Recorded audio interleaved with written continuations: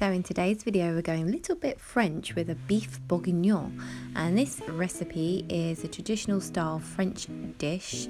It's got vegetables in there, mushrooms, fragrant herbs and a rich red wine sauce. Season your meat first with salt and pepper, and then you want to sear that in a deep saucepan with some hot oil. This will encourage some glorious caramelization and sear those juices into the meat, which will make them great and tender. So in that same pan I've done some pancetta as well, which is going to add some lovely saltiness to the dish. Next, add in all your vegetables. We've got onions, leeks, I've got mushrooms and carrots in there. Mix it all up in those gnarly bits that left over from the meat when you're searing that off. Add some tomato paste in there, and then in goes some flour. The flour is really going to help the sauce to thicken up nicely and make it all glossy. Next, my favourite bit is we're going to add in the red wine. I added in about half a bottle, I think, of a lovely Merlot that I had.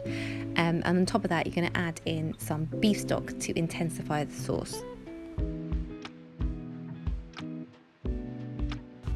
Reintroduce all the bacon and the beef as well into the sauce, and then we're going to make sure the liquid is topped up so it's just covering all the ingredients. So we want that to kind of stew nicely in the oven.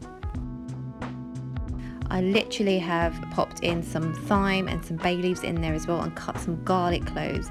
I've just nestled that into the sauce. That will cook lovely and add a bit of sweetness. Pop it in the oven for about 2 to 2.5 hours undisturbed, and when you open it, it is going to be glorious and divine.